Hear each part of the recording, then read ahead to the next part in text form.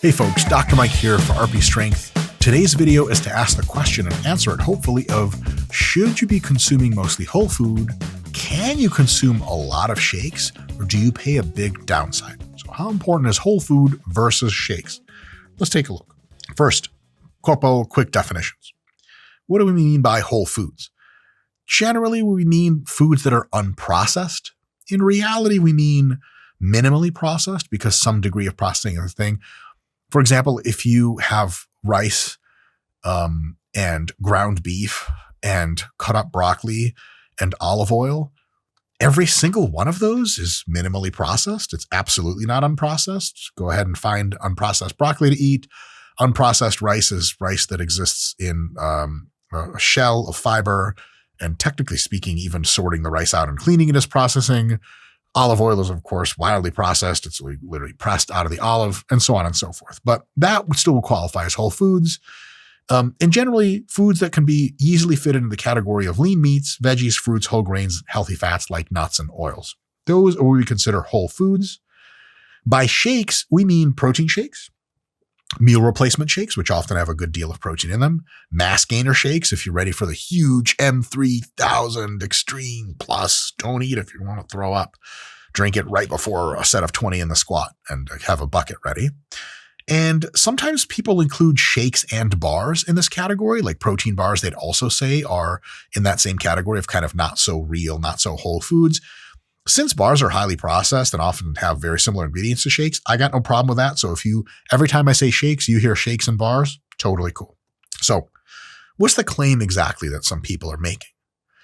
There are two claims. One is much more common than the other. One you only really get in really intense evidence-based circles. The most common claim is that you need to focus on whole foods as the vast majority of intake at least. And some people will go further and say it's got to be all whole foods or almost all. The countervailing claim from the other perspective is shakes are totally okay, even if you have a huge fraction of your intake is only shakes and maybe bars, so long as your macronutrients, protein, carbs, fats, and your micronutrients, vitamins, minerals, phytochemicals, fiber, are met. As long as you are doing that, you can have all the shakes in the world and you don't even need to hardly eat whole food. Two different sides of a perspective. Let's look at the rationale for whole food supremacy and the rationale for becoming a person who lives in the matrix and only has pre-digested other people's bodies to eat. That's what they ate in the matrix, remember? Whole food supremacy rationale. One is satiety. Whole foods generally have more fiber, they have more volume, they're more filling, which is a big deal. So if you're having like whey protein shakes and super processed bars for a lot of your diet food, you might be starving to death, and just having broccoli and chicken and rice or some shit like that might fill you up. Very great point. True when it's true. Another one is that shakes and other more processed foods lack some of the things that whole foods have. Phytochemicals are hundreds and increasing all the time number of molecules that occur only in plant foods. And there are actually similar molecules that occur in animal foods that are minimally processed that have maybe some very small health benefits individually, but on the aggregate can be some kind of a little bit of a decent health benefit that you just don't get if you process all of them out of existence. An additional point here is if you are doing mostly shakes, you could be a little low on fiber, you could be low on vitamins, you could be low on minerals in some cases. So then that would be whole foods are better. There is also sort of an idea that there are kind of as yet unknown ingredients in whole foods that we lose in processing that are really good for you, and thus processing is bad because even though we don't know what we're losing, we know we got to be losing something. Now, it sounds a little quirky, but because phytochemicals were not always known about, and then later we found out about them, there is some decent idea to believe that at the very least, there's just more phytochemicals we don't know about. And if you go straight shakes and miss most of them, later they could find out like, damn, dude, you're actually deficient in a couple phytochemicals. They're not critical, but they did make an impact on your health, longevity, leanness, jackness, whatever. And that would suck. So it's a concern without a very definitive scope, but is a legitimate concern. And lastly, why not just like eat whole foods, which is typically people comment on your profile if you post that you are having a shake. And I think they think this is like a crazy Renaissance brain moment where they're like Da Vinci or some shit inventing the first helicopter. But in reality, it's an argument from nature fallacy. Like, why not just eat dirt and have snake bite and sit in the sun for 8 hours straight? It's natural. It should be just fine. That's nonsense. So feelings about whole foods being better than shakes, which is what many people who are critical of shakes have, not inadmissible in a scientific context. It feels good to have whole foods, but if you can't explain why, you need to go back home and figure out how to explain your feelings to people. So that one we're going to throw away. Now, that's the rationale for whole foods being better. Let's take a look at the rationale for a large volume of your food, large fraction of your daily intake, possibly for some time, coming from, let's say, shakes and bars or even just shakes. First, your body only needs the very basics for quite long-term health and fitness, at least months. We know this from direct studies. You need a complete protein source, and shakes usually have even more of this and higher quality than whole foods. That's part of the processing. A whey protein shake is the highest quality protein you can basically consume. It's even better than meat and milk, which is fucking nuts, but there it is. So that's not a problem. Essential fatty acids, DHA, EPA fats, is something you need. You need it consistently, not a ton, but a little bit. If you don't get it, you're in deep shit. Multivitamin, multimineral supplement of some kind. Some shakes have that as well. And fiber, which shakes have as well. Now, some shakes have some healthy fats in them. Most don't. So this is kind of if we supplement with healthy fats, it could be like an all shake or mostly shake diet is kind of totally cool. No problem. I don't know if they still sell it. There's a product called Soylent, which if you look into the name, it's fucking disturbing because it's based on a novel in which people eat this thing called Soylent, but it's made of dead people. In any case, I think Charlton Heston is, it's made of people. Soylent Green is made of people. Really a watershed moment in Hollywood cinema. But Soylent, I believe, has a full spectrum of healthy fats. So like that's an example of a supplement that's a shake, but that ticks literally every single one of these boxes. We know empirically from direct research, if people get the above, complete protein source, healthy fats, multivitamin, multimineral, and fiber, that we don't have any research yet that confirms they need anything else for at least medium-term basic health and fitness. So to put it another way, from research, if you were like, okay, so if I just have shakes for like months or mostly shakes, I'm fucked, right? Like I'm missing something. In the actual research, they honestly have to be like, no, it seems like if you get all these categories, you're probably pretty good.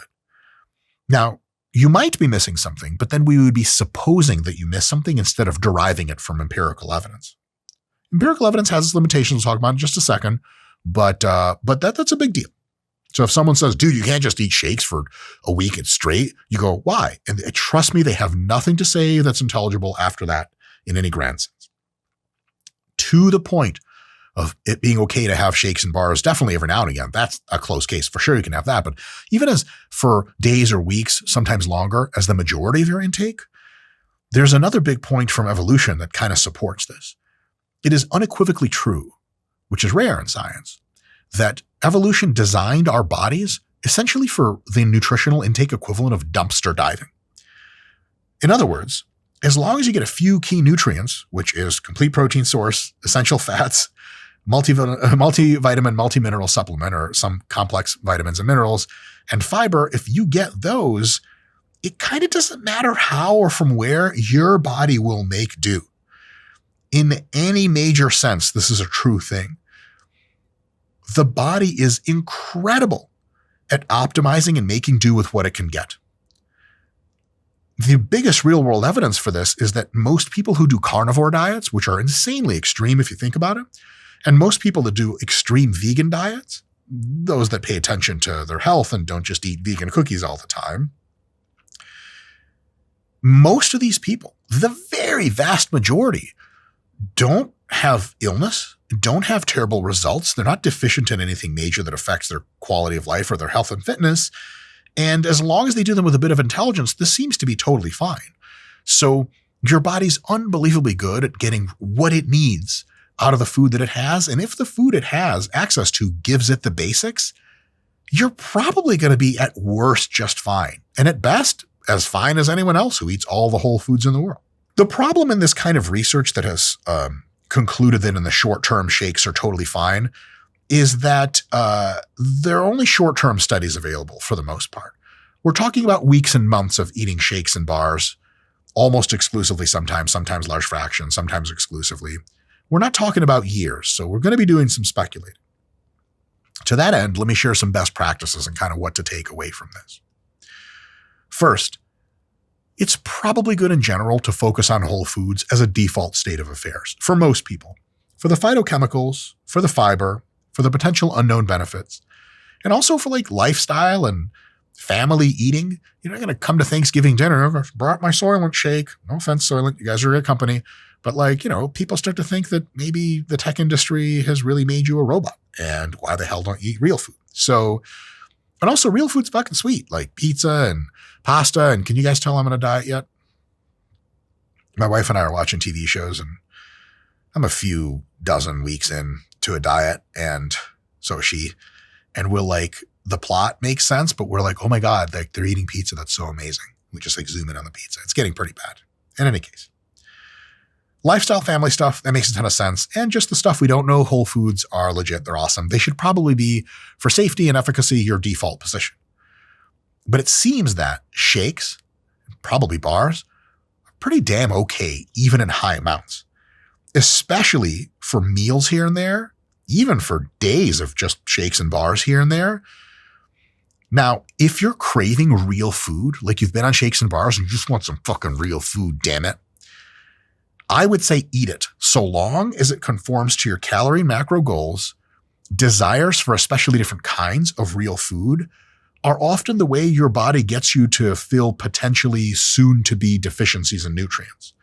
So if it's within your macro and calorie constraints and you've been doing a lot of shakes and your fat levels are pretty low, fat intake, and you're just looking at like nut butters and oils and cheeses and stuff like, oh my fucking God, I need that. It's probably a good idea to have it.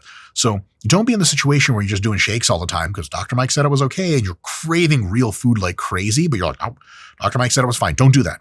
If you get the cravings, great. If you don't get the cravings, you're probably okay. Now, here's the part where the probably comes in. If you're chronically leaning on shakes, let's say you have more than 2 of your meals per day as shakes for a long time, or days and weeks on end where it's just all shakes and bars. Some people ask about that sort of thing.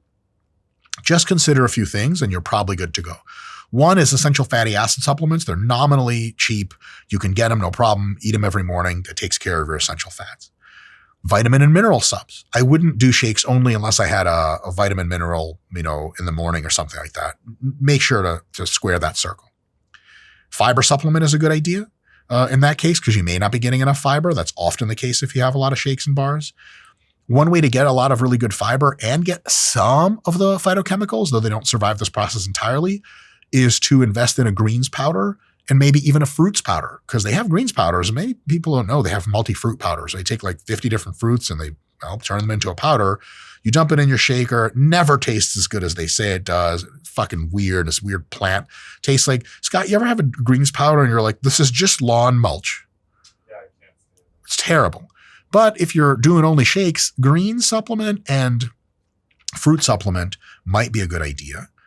The last 2 things you want to do is definitely monitor how you're feeling. If you look in a shake, you're like, no more. Like, don't just ignore that. Probably go get some whole food.